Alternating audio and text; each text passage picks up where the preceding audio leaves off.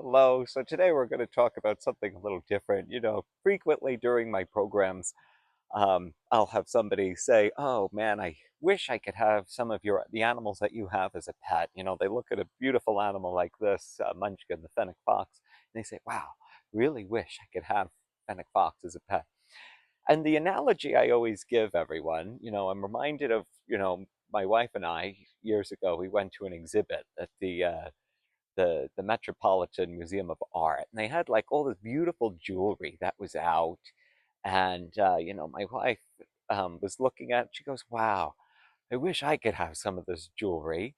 And I thought to myself, and I said to her, I said, "No, you don't. You don't want the jewelry, okay? Because look at how it's displayed. It has to be cleaned frequently. It has to be insured. It has to be protected. It's on a traveling exhibit. It probably needs, people who are watching it under armed guard, as it's transported.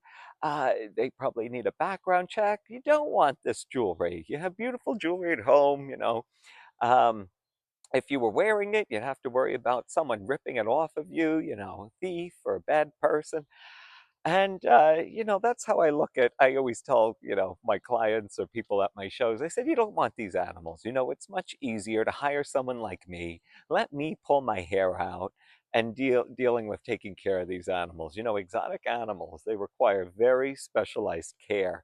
Um, and with their diets, enclosure size, the cleanliness of the enclosures, there's all the regulatory burden, there's insurance. Let me deal with that. That's what I always tell my clients. Hire someone like me. Let me come in. Let me entertain your kids or your guests at your event or your fair, whatever it may be.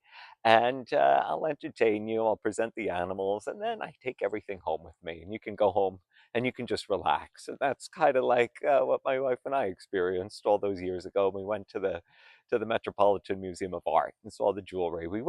We appreciated it. We can really admire the museum for taking such good care of it, but we wouldn't want it ourselves. So I hope you learned a little bit about something or changed your perspective on that.